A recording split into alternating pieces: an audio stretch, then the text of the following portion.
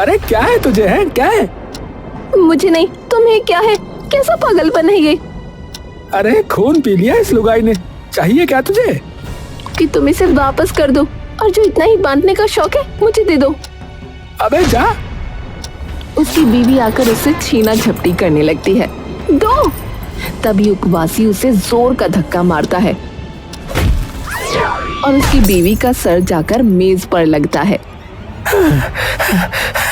पागल चुड़ैल कहीं की। बरसातीपुर गांव की रहने वाली चुन्नो दादी बरसातीपुर में अपनी एक पकौड़े की दुकान खोलती है।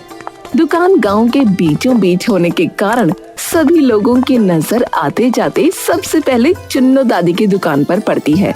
दुकान खुलते ही उस पर सबसे पहला ग्राहक गांव का सबसे बड़ा पेटू और रईस सुनार उपवासी राम होता है। राधे राधे अम्मा।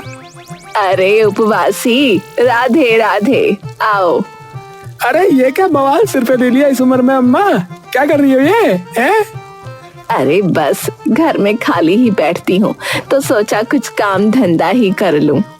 अरे चलो भाई ठीक है, पर काम बढ़िया ढूंढा अम्मा है, मेरे मतलब का, मतलब लगा दो 4 प्लेट फिर पकौड़े अम्मा है। ठीक है, ए लिंबू जरा 4 प्लेट पकौड़े लगा दे भैया के लिए।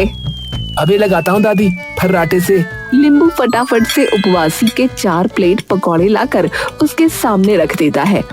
उपवासी फटाफट वो पकौड़े खाने लगता है। अरे वाह वाह वाह वाह अम्मा, मन तो कर रहा है तुम्हारे हाथ चूम लो अम्मा। अरे बस बस, तुझे बढ़िया लगे वही बहुत है। अरे अम्मा क्या बवाल बना दिया ये। अरे मैं कह रहा हूँ कि मजा ही आ गया भाई, है 4 प्लेट और आने दो फिर। ठीक है लिंबू, 4 प्लेट और लगा दे लल्ला। जी दादी। उपवासी के मुंह पे पकौड़ों का स्वाद ऐसा चढ़ता है कि वो वहीं बैठा बैठा 12 प्लेट पकौड़े खा जाता है।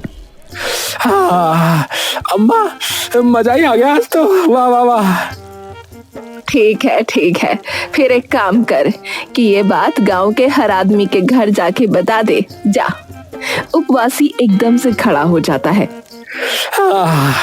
ठीक है अम्मा, अभी जाता हूँ सबको बताने। और सुन, कल फिर से आना पकौड़े खाने। जी अम्मा जी। उपवासी गांव के हर एक घर में जाकर चुन्नों के पकौड़ों की दुकान की चर्चा फैला देता है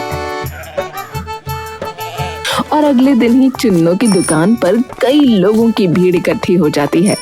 सरपंच, लोहार, हर किसान, हर आदमी चुन्नों की दुकान के बाहर आकर पकौड़े चखने के लिए खड़ा हो जाता है। अरे चुन्नो बहन, जरा मुझे भी खिलाओ अपने पकौड़े। हाँ मैं भी तो देखूं कि क्या रच दिया तूने ऐसा है। तभी वहाँ खड़ा एक किसान काशीनाथ भी बोल पड़ता है। हाँ अम्मा, जरा जल्दी से दो, फिर हम भी निकले फटाफट अपने खेत पे। हाँ हल भी तो जोतना है। अरे आओ सभी, चिंता मत करो, बस 5 मिनट में गर्मा गर्म पकौड़े देखो कैसे लगाए अभी। ए लिंबू, सबके लिए पकौड़े लगा लल्ला फटाफट। अभी लाया बस दादी फर्राटे से। लिंबू लाकर सबको पकौड़े परोस देता है। सभी वो पकौड़े बड़े चाव से खाने लगते हैं। अरे वाह वाह, वाह चुन्नो, अरे क्या बना दिया रे तूने। क्या जादू है भैया। अरे ये तो बस जादू ही जादू है। अरे भाई वाह, स्वाद ही आ गया अम्मा जी। अरे बिल्कुल मजा बात दिया आप तो। हाँ अरे क्या करे तुम्हारे लिए चुन्नो, बताओ है। तुमने ऐसे पकौड़े खिला दिए कि सब फेल है इसके आगे हैं। चुन्नो हंसने लगती है। तभी उपवासी वहाँ हिलते डुलते दुकान पर आ जाता है। राम राम अम्मा, आ गया। अब मेरे पकौड़े ले आ फटाफट 10 प्लेट। हाँ अरे तेरी, अरे पहले एक तो खा के देख ले। अरे देख दाग तो कल ही लिया था खा के। आज तो बस राही नहीं गया ये बिना पकौड़े खाए। आजा आजा बैठ जा, अभी लाई तेरे लिए भी पकौड़े। अरे मेरे सोने की तरह ही तुम्हारे पकौड़े भी खरा सोना है अम्मा, खरा सोना। सरपंच थोड़ी देर बाद अपने घर वापस लौट आता है। उसे देखते ही उसकी बीवी आग बबूला हो जाती है। आ गए मुखिया जी, मुझे लगा कहीं आपको बुलाने के लिए यहाँ भी पंचायत ना बुलानी पड़े। अरे क्या है तुझे, है क्या? अरे मुझे नहीं, तुम्हें क्या है? मंदिर जाना था आज भोग चढ़ाने, 3 घंटे बाद आए हो। अरे तुम बैठने दो जरा इस बूढ़े शरीर को। हाँ भाई, आज तो थक गया बिल्कुल ही। ऐसा क्या कर लिया भाई? खाने तो तुम पकौड़े गए थे, थक के कैसे आ गए? अरे वो अरे कुछ नहीं, तू नहीं जानेगी। हाँ अरे बताओ ना क्या हुआ?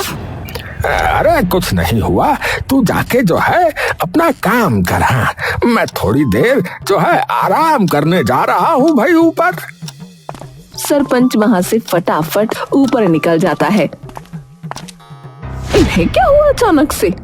वहीं दूसरी ओर काशीनाथ भी जब आधी रात को थका हारा अपने घर आता है तो उसकी बीवी कमला भी उसका इंतजार घर के बाहर खड़ी कर रही होती है। ए जी, क्या हो गया? आज इतनी देर कैसे लग गई खेत में? अरे बस काम थोड़ा ज्यादा ही हो गया था आज खेत में, इसीलिए। अच्छा ठीक है, आप अंदर तो आ जाओ, खाना लगा देती हूँ। ठीक है। अगले दिन एक बार फिर लोग चुन्नों की दुकान के बाहर इकट्ठे हो जाते हैं। अरे भाई जल्दी जल्दी खिला दो चुन्नू अपने पकौड़े, और क्या। ला रे लिंबू, सरपंच के पकौड़े। लिंबू सरपंच के सामने पकौड़े रख देता है। सरपंच उतावला होकर एक बार में 4-5 गर्मा गर्म पकौड़े अपने मुंह में ठूंस लेता है।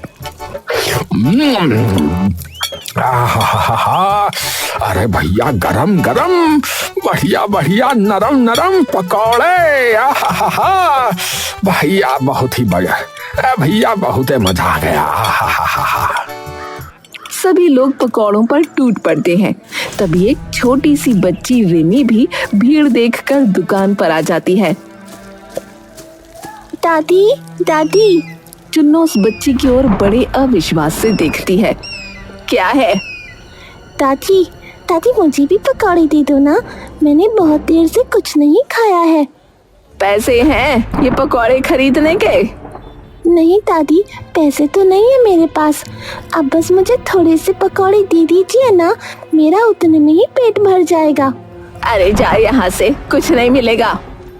तभी रिमी अपने छोटे छोटे पैरों से दौड़कर अचानक से चुन्नू की साड़ी पैरों में से पकड़ लेती है।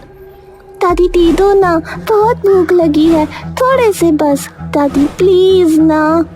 तभी चुन्नू गुस्से में आकर अपना पैर जोर से झटक देती है और रिमी दूर जा गिरती है और गिरकर बिलख बिलख कर रोने लगती है।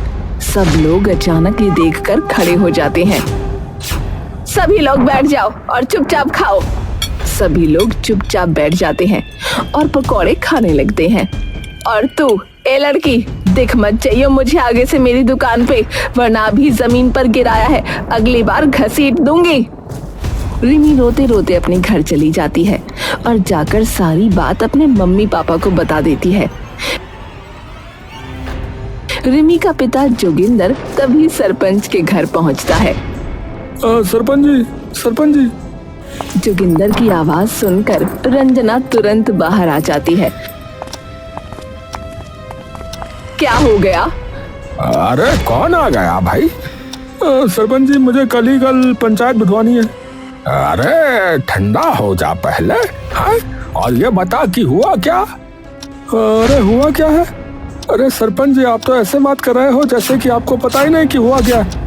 अरे उस चुन्नू ने आज मेरी फूल जैसी बेटी को लात मार दी और आपने भी सब देखा था सरपंच जी, फिर भी कुछ नहीं किया। रंजना चौंक कर सरपंच की ओर देखती है। वो तेरी लड़की थी? हाँ सरपंच जी, हाँ। अगर मेरी बच्ची ने थोड़ा सा खाने के लिए कुछ मांग भी लिया तो कौन सा पाप कर दिया ये बताइए। मुझे कल के कल पंचायत बिठवानी है और उस चुन्नों के खिलाफ कार्रवाई कल के कल ही होनी चाहिए। हाँ अब अच्छा ठीक है, मैं कल सबको बुला के जो है पंचायत बिठवा दूंगा। है तुम आ जाना सुबह 10 बजे। जोगिंदर इतना कहकर वहां से निकल जाता है। उस लड़की को सच में तुम्हारे सामने मारा था? सरपंच चुपचाप खड़ा अपनी बीवी की तरफ देखता रहता है। और तुमने कुछ नहीं किया, बस खड़े होकर देखते रहे? सरपंच सिर झुकाकर वापस ऊपर चला जाता है।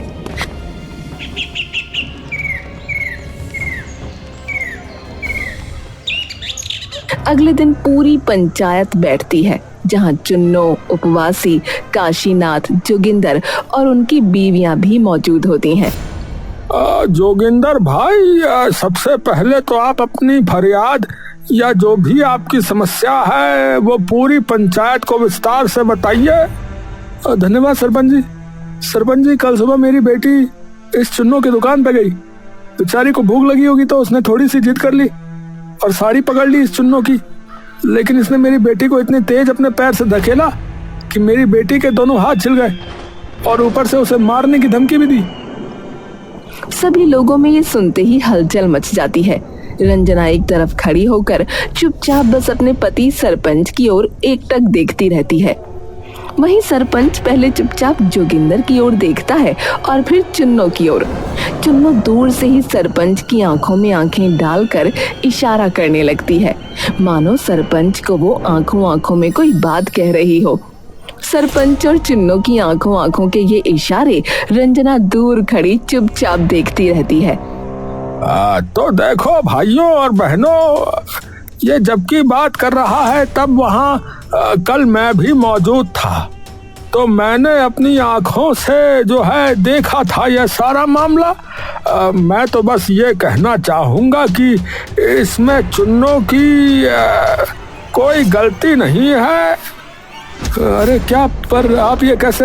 अरे तेरी बेटी उस पर चीख चिल्ला रही थी और चुन्नो की साड़ी आकर जबरदस्ती खींच रही थी और उसे उल्टा सीधा भी बोले जा रही थी, तो गलती जो है तेरी बेटी की ही है।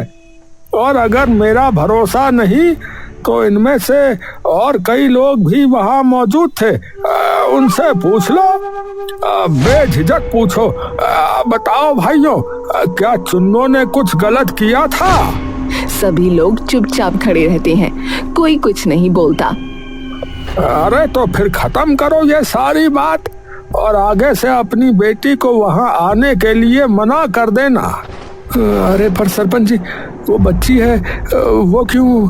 अरे सुन लिया ना तूने कि किसी ने भी ऐसा कुछ नहीं देखा जो भी वहाँ मौजूद था। पंचायत खत्म होते ही सरपंच एकदम से रंजना की नजरों से मानो ओझल हो जाता है। रंजना उसका इंतजार पूरा दिन घर पर करती है।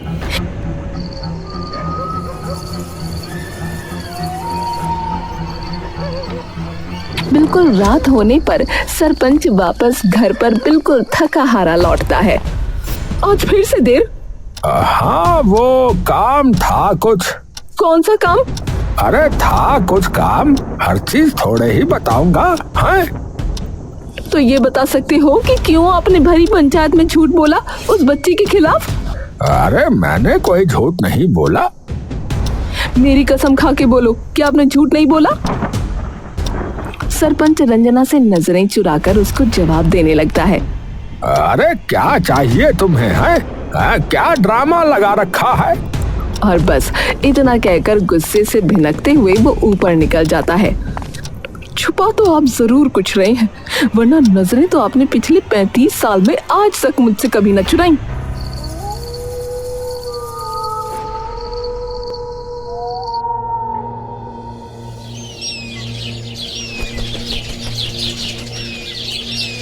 अगले दिन रंजना सरपंच के निकलते ही उसके पीछे पीछे निकल जाती है।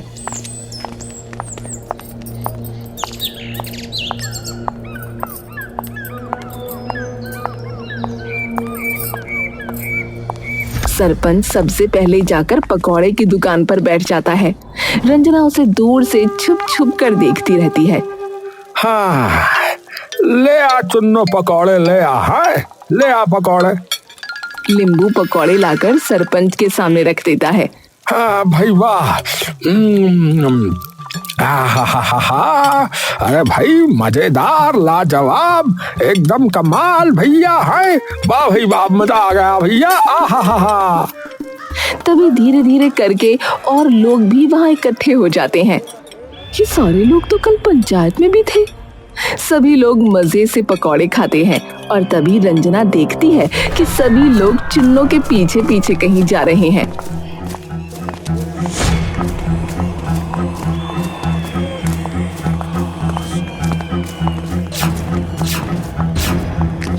ये सब जा कहाँ रहे हैं? तभी पीछे से एक औरत आकर रंजना से टकरा जाती है।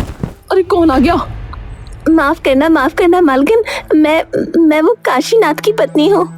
कौन काशीनाथ? वो खेती करते हैं, लेकिन कुछ दिनों से बड़ा अजीब बर्ताव कर रहे हैं। मुझसे बातें छुपा रहे हैं, घर पर भी देर से आ रहे हैं, और ये सब तभी से शुरू हुआ जब से वो पकौड़े की दुकान खुली है। मेरे पति भी बिल्कुल यही कर रहे हैं। तुम चलो मेरे साथ। ये लोग इस चुन्नों के पीछे पीछे जा रहे हैं। दोनों मिलकर उनके पीछे चली जाती हैं।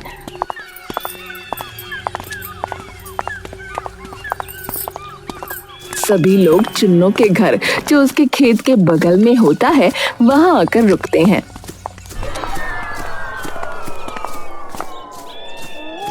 चुन्नो जाकर एक चारपाई पर लेट जाती है। ए सरपंच, तू जरा जाकर भैंसों का दूध निकाल दे। सरपंच जाकर भैंसों का दूध निकालने लगता है। हे भगवान, घर पे तो इस दानव ने कभी एक बर्तन तक उठा के रसोई में न रखा, और गैर औरतों की भैंसों का दूध भी निकाल रहा है, दरिंदा कहीं का। तभी फिर से एक बार चुन्नों की आवाज आती है। ए काशीनाथ, तू जाके पानी दे मेरे खेतों में। 4 दिन तो तुझे सिर्फ खेत जोतने में लग गए। ये सुन के कमला भी हक्की बक्की रह जाती है। ये सब क्या है? और उपवासी तू, मुझे अपनी घर की दीवारें ठीक करानी है और गर्मी बहुत है, तो शहर के अमीरों की तरह अपने घर में भी मुझे एसी लगवाना है। तो एक काम कर, अपनी दुकान से एक हार ले आ और मुझे दे दे। ठीक है।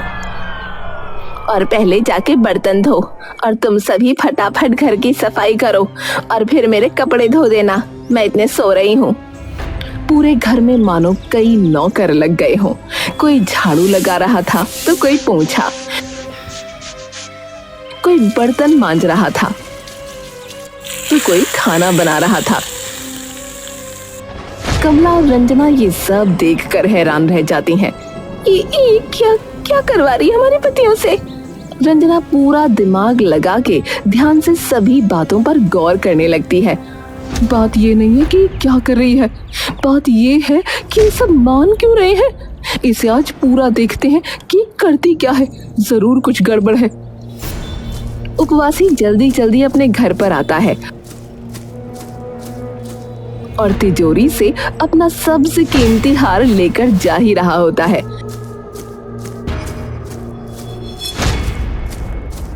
कि तभी उसकी बीवी उसे पीछे से रोक लेती है। कहाँ जा रहे हो उसे लेके? अरे तू हट जा, अम्मा ने मांगा है, उसे देना है। पैसों में ना। अरे तू हट ना। इतना महंगा हार उसे मुफ्त में दे रहे हो, पागल हो गए हो क्या? अरे क्या है तुझे, है क्या है? मुझे नहीं, तुम्हें क्या है? कैसा पागलपन है ये? अरे खून पी लिया इस लुगाई ने, चाहिए क्या तुझे? कि तुम इसे वापस कर दो, और जो इतना ही बांटने का शौक है मुझे दे दो। अबे जा। उसकी बीवी आकर उससे छीना झपटी करने लगती है। दो। तभी उपवासी उसे जोर का धक्का मारता है और उसकी बीवी का सर जाकर मेज पर लगता है। पागल चुड़ैल कहीं की।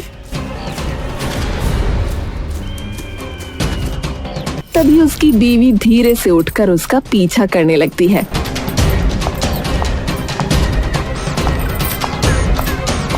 और वो भी वहीं पहुंच जाती है। वो चुन्नों के घर में घुसने ही वाली थी कि तभी पीछे से कमला और रंजना उसे अपनी तरफ खींच लेते हैं।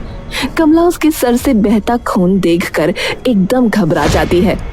रंजना उसके सर पर अपनी चुन्नी रख देती है। ये कैसे हुआ? पता नहीं मौसी, इन्हें क्या हो गया? आज इतना महंगा हार घर से लेकर चले गए इस चुन्नों को देने। हाँ, उसने कहा तो था। हमारे पतियों के साथ ये क्या कर रही है बुढ़िया? उनसे पता नहीं क्या क्या करा रही है, घर पर साफ सफाई करवा रही है। अरे तू चिंता मत कर, और जैसे ये निकलेंगे तो हम ये देखेंगे कि चुन्नू करती कैसे है ये सब।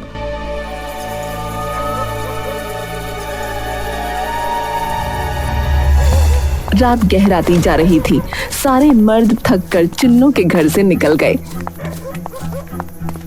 बस 3 परछाइयां, रंजना, कमला और उपवासी की बीवी चुपचाप इंतजार करती रहीं। जैसे ही आखिरी आदमी दरवाजे से बाहर निकला, तीनों औरतें दबे पांव पीछे पीछे चल पड़ीं।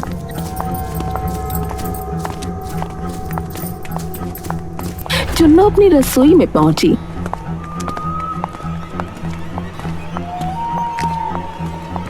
पहले तो वो एकदम सामान्य ढंग से आलू काटने लगी, तेल गरम करने लगी।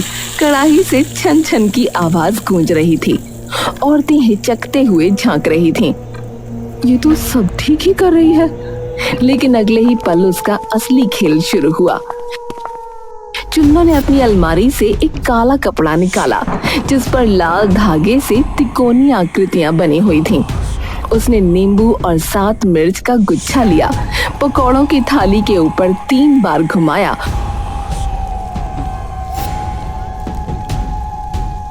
और फिर मंत्र बुदबुदाने लगी। उसने थाली पर थोड़ा सा भस्म छिड़का और फिर उसी तांत्रिक कपड़े से पकौड़ों को ढक दिया। चुन्नू की आंखें चमक रही थीं।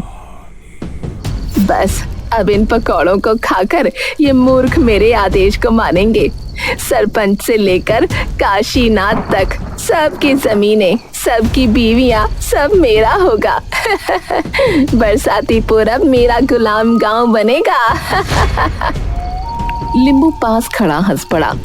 अम्मा, फिर तो आप सबसे बड़ी मालकिन बन जाओगी ना? हाँ रे, सब कुछ मेरा होगा, कोई न टोक पाएगा मुझे। ये सुनकर तीनों औरतों के होश उड़ गए। अरे ये तो गांव ही हड़प पे चली है। हमारे मर्द इसके गुलाम बन चुके हैं। अब नहीं, आज इसे उसी के जाल में फंसाएंगे। इसी बीच चुन्नू ने थाली से एक पकौड़ा उठाया और आंखें मूंद कर उसमें फूंक मारने लगी। ठीक उसी पल औरतें टूट पड़ीं। रंजना ने उसका हाथ पकड़ लिया, कमला ने पीछे से उसके शरीर को जकड़ लिया और उपवासी की बीवी ने वही पकौड़ा उठाकर जबरदस्ती उसके मुंह में ठूंस दिया। चुन्नू की आंखें उलट गईं, उसका शरीर कांपने लगा, काले कपड़े से धुआं सा उठने लगा और सारा जादू उसी पर उल्टा पड़ गया। वो जमीन पर गिर पड़ी, कराहते हुए चीखी, नहीं, ये नहीं हो सकता। रंजना ने उसका चेहरा जोर से पकड़ लिया। अब तू ही सबको सच्चाई बताएगी। हर घर जाकर बता कि तूने कैसे सबको अपने जादू से गुलाम बनाया। फिर अपनी दुकान को अपने हाथों से आग लगा और हमेशा के लिए इस गांव से चली जा। हाँ, मैं करूंगी, सब सच बताऊंगी।